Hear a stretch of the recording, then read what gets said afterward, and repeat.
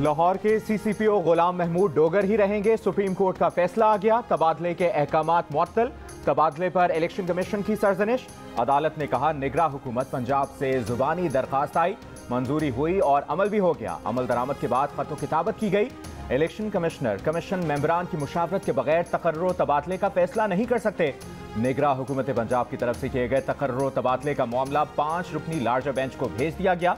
निगरां हुकूमत ने सीसीपीओ लाहौर गुलाम महमूद डोगर को 23 जनवरी को सर्विसेज एंड जनरल एडमिनिस्ट्रेशन में रिपोर्ट करने का नोटिफिकेशन जारी किया था और इनकी जगह बिलाल सिद्दीक को सीसीपीओ लाहौर तैनात किया गया था।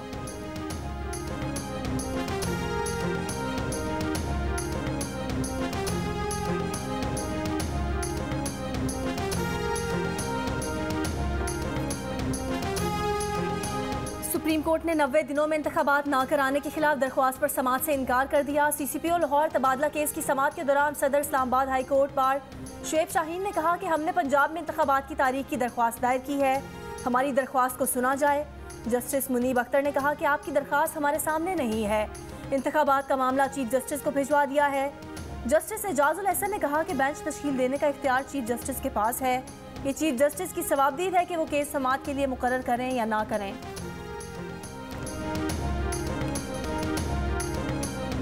ये टेप्स जो आई हैं ये मामूली टेप्स नहीं हैं। इन्होंने निज़ाम अदल के ऊपर एक बहुत बड़ा सवालिया निशान लगाया है। अगर ये झूठी हैं तो जिसने ये सवाल लगाया है उसे करार वाकई सज़ा मिलनी चाहिए, और अगर ये सच्ची हैं तो फिर मैं समझता हूँ कि इस टेप के किरदारों को अपने इस किरदार के लिए जवाबदेह होना चाहिए। मंजर-ए-आम पर आने वाली ऑडियो लीक्स ने निज़ाम अदल पर सवालिया निशान लगाया है। जिसने ये सवाल लगाया उसे सजा मिलनी चाहिए। विफाकी वजीर एहसन इकबाल का मुतालिबा। सुप्रीम कोर्ट के बाहर गुफ्तगू में कहा कि मुल्क जिन बहरानों में घिरा है मजीद अदालती तनाज़ात के मुतहम्मिल नहीं हो सकते। सबको जिम्मेदारी के साथ अपना किरदार अदा करना है। अमन व अमान और मुल्क की मुआशी बहाली के लिए किसी नए तनाज़े बहरान को पैदा नहीं होने देना। टैपिंग से मुतालिक सवाल पर कहा कि हो सकता है ये सारा बंदोबस्त इमरान खान साहब ने ही। चीफ जस्टिस ऑफ पाकिस्तान वो ये मुनासिब समझे और मैं समझता हूँ कि उन्हें मुनासिब समझना चाहिए। वो 100 मोटो नोटिस लेके इनका फोरेंसिक करवाएं। इससे जुड़े हुए कुछ और फैक्ट्स भी हैं वो भी फिर सामने जो है वो आ जाएंगे। अगर ये गुफ्तगू हुई है तो फिर इसके किरदारों को तो सजा हर कीमत पे मिलनी चाहिए।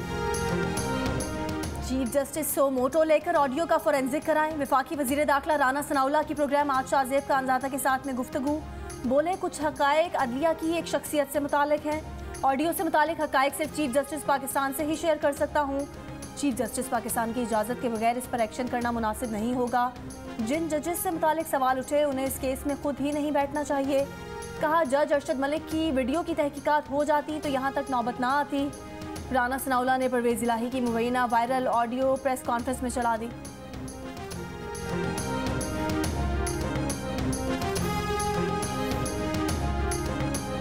परवेज़ इलाही साहब किस दीदा दिलेरी से मुल्क की सबसे बड़ी अदालत उज़्मा उसको जो है वो मैनेज कर रहे हैं। चौधरी परवेज़ इलाही के खिलाफ बादियों नज़र में जो है वो मुकदमा दर्ज करना बनता है। ऑडियो में कोई गलत बात नहीं की गई। साबिक वज़ीर आला पंजाब परवेज़ इलाही कहते हैं मोहम्मद खान भट्टी केस पर वकील से गुफ्तगू को टैप करके गलत रंग दिया गया। मोहम्मद खान भट्टी 10 दिन से लापता है। दावा किया कि नून लीग की क़यादत अदलिया के इदारे के खिलाफ मुनज़्ज़म मुहिम चला रही है। हमने हमेशा अदलिया का एहतराम किया। हुकूमत इंतकाम में अंधी हो चुकी है। राना सनाउल्लाह के सारे करतूत बारी बारी सामने आ रहे हैं।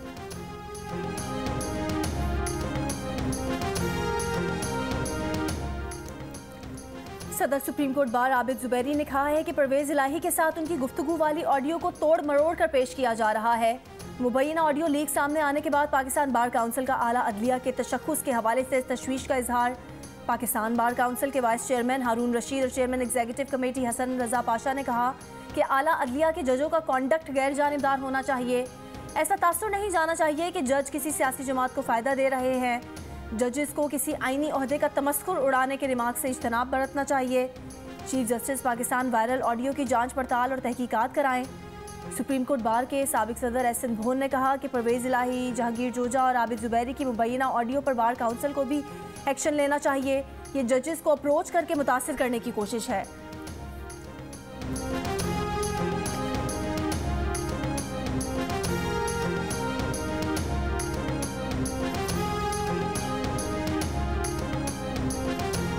इतलात आ रही हैं और जो हमने ग्राउंड पे मूवमेंट देखी है उससे ये लगता है कि ये बुज़दिल लोग इमरान खान को गिरफ्तार करने के लिए आ रहे हैं। हम यहाँ पे कानून की रिस्पेक्ट करेंगे, लेकिन हम किसी भी सूरत में अपने लीडर को एक गैर कानूनी तरीके से गिरफ्तार करने की बिल्कुल हम इजाज़त नहीं देंगे। हिफाजती जमानत की दरखास्त खारिज होने पर इमरान खान की गिरफ्तारी का खदशा। रात गए रहनुमा जमान पार्क में इमरान खान की रिहाइश गाह पहुंच गए, कारकुनों को भी बुलवाया। फवाद चौधरी का कहना है कि राना सनाउल्लाह जमान पार्क को मॉडल टाउन बनाने की कोशिश कर रहे हैं। उम्मीद है इमरान खान की गिरफ्तारी की हिमाकत नहीं होगी, वरना मामलात हाथ से निकल जाएंगे। इमरान खान की मुतवक्की गिरफ्तारी के खिलाफ रात गए कराची में राशिद मिन्हास रोड पर भी PTI का एहतजाज, हुकूमत के खिलाफ नारे।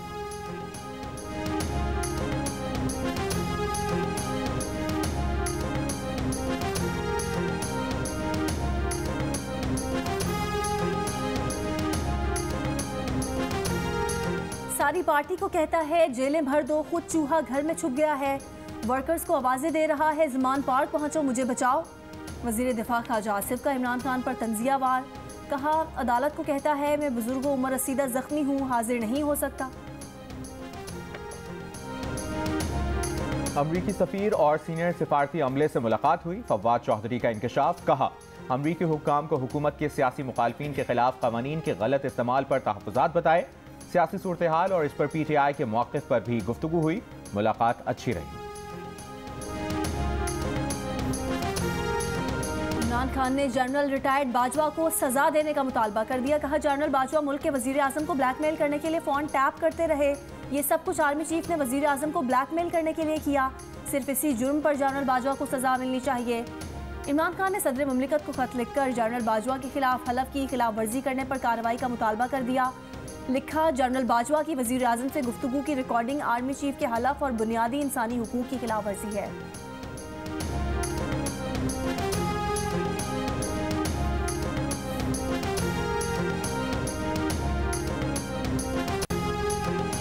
डॉलर्स की किल्लत, बड़ी मल्टीनेशनल कंपनीज भी लपेट में आ गईं। डॉलर्स में कमी के बायस मल्टीनेशनल कंपनीज का करोड़ों डॉलर्स मुनाफे का बैरून मुल्क इनखला रुक गया। ओवरसीज चैम्बर ऑफ कॉमर्स का इजहार तशवीश, स्टेट बैंक से राब्ता। ओवरसीज चैम्बर ने कहा कि स्टेट बैंक पाकिस्तान मामला जल्द हल करवाए।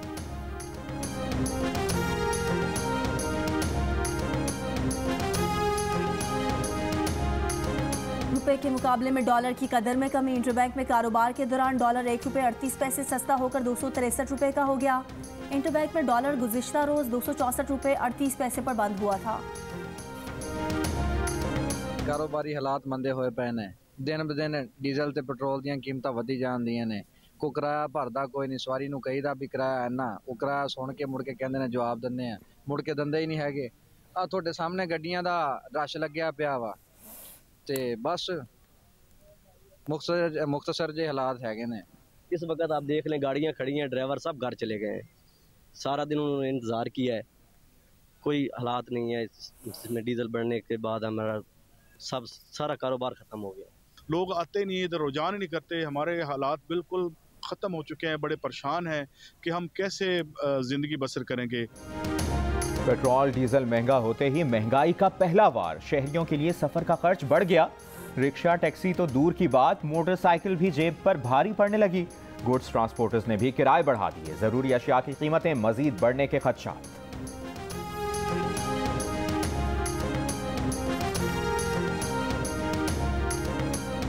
दूध फरोशों और कराची इंतजामिया की मुबैना मिली भगत। दूध फरोशों ने गैर कानूनी तौर पर ₹20 बढ़ाकर फी लीटर कीमत ₹210 कर दी। दूध की कीमत में दिसंबर के बाद 2 माह में ₹40 फी लीटर कीमत में इजाफा। दिसंबर में ₹180 के सरकारी रेट के बरक्स कीमत ₹190 फी लीटर रही। कमिश्नर कराची दूध की कीमत में गैर कानूनी इजाफे पर नोटिस लेने में नाकाम। जनूबी वज़ीरिस्तान में सिक्योरिटी फोर्सेस के ऑपरेशन में खुदकुश बमबार मारा गया। नेक रहमान महसूद अफगानिस्तान से आया था, सिक्योरिटी इदारों पर मुताद्दिद हमलों में मुलविस था। मियांवाली में CTT से मुबैना मुकाबले में कलअदम TTP का कमांडर हबीबुर रहमान हलाक। तर्जुमान CTT का कहना है कि हमला करने वाले 2 दहशतगर्द फरार हो गए। पेशावर के थाना चमकनी पर दस्ती बम से हमला, थाने में खड़ी गाड़ियों को शदीद नुकसान पहुंचा।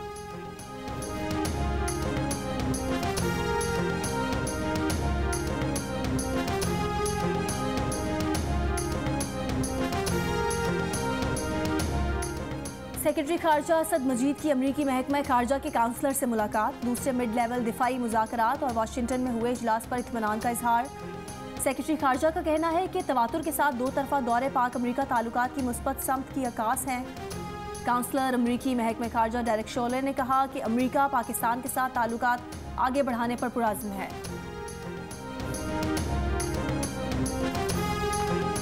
कराची में मौसम का यू टर्न, शहर में आज मौसम गर्म रहेगा, पारा 32 से 34 डिग्री तक रहने की पेशगोई। सिंध के दीगर शहरों में भी दर्जा हरारत बढ़ने का इम्कान।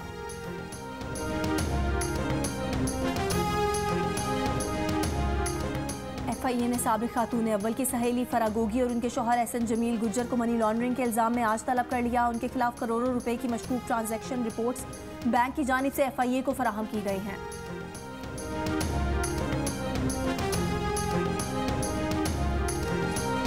इस्लामाबाद की हाउसिंग सोसाइटी में कई घंटे तक हलचल मचाने वाला तेंदुआ सोसाइटी के एक रिहायशी का पालतू निकला।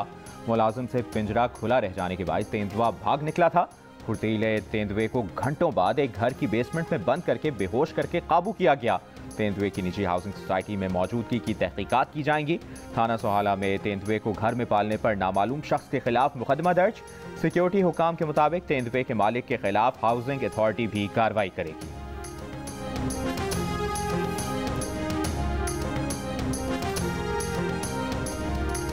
HBL PSL H में कराची किंग्स को लगातार दूसरी शिकस्त। होम ग्राउंड पर इस्लामाबाद यूनाइटेड ने बासानी 4 विकेट से हरा दिया। मिनरो और आजम ने कराची किंग्स के बॉलर्स को लाइन और लेंथ भुला दी। कॉलिन मिनरो ने 58 और आजम खान ने 44 रन की जारहाना इनिंग्स खेली। कराची किंग्स का 173 रन का हदफ इस्लामाबाद ने 10 गेंदों पहले 6 विकेट पर हासिल कर लिया। कराची किंग्स के हैदर अली की निस्फ सेंचुरी रायगा गई। इवेंट में आज मुल्तान सुल्तान्स का मुकाबला पेशावर ज़ल्मी से होगा।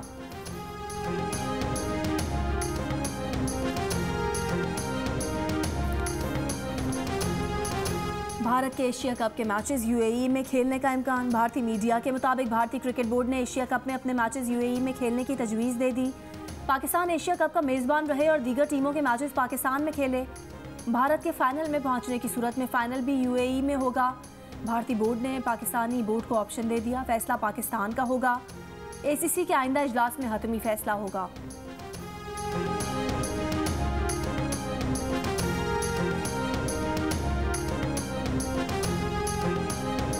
वज़ीर ख़ारजा बिलावल भुट्टो ज़रदारी सिक्योरिटी कॉन्फ्रेंस में शिरकत के लिए आज म्यूनिख रवाना हो रहे हैं। कॉन्फ्रेंस के मौके पर वज़ीर ख़ारजा आलमी रहनुमाओं से मुलाकातें करेंगे। 2 रोज़ा कॉन्फ्रेंस के बाद वज़ीर ख़ारजा हंगरी का दौरा भी करेंगे।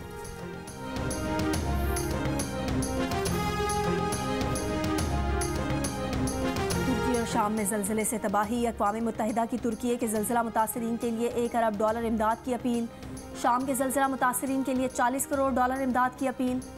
दोनों ममालिक में ज़लज़ले से मजमूई अमवात 42,000 तक पहुँच चुकी हैं। तुर्की के दौरे पर आए वज़ीर आज़म शहबाज शरीफ इमदादी कामों में मसरूफ़। पाकिस्तानी रज़ाकारों से मुलाकात करके हौसला अफजाई करेंगे।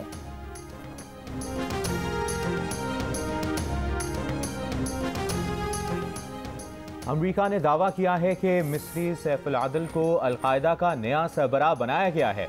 इल्ज़ाम लगाया कि अलकायदा का 62 बरस का नया सरबराह ईरान में है। ईरान की अलकायदा रहनुमा के ईरान में होने के अमरीकी दावे की सख्ती से तरदीद। वज़ीर ख़ारजा कहते हैं अलकायदा और दाइश के तख्लीक़कार खुद दुनिया में दहशतगर्दी फैलाने के ज़िम्मेदार हैं।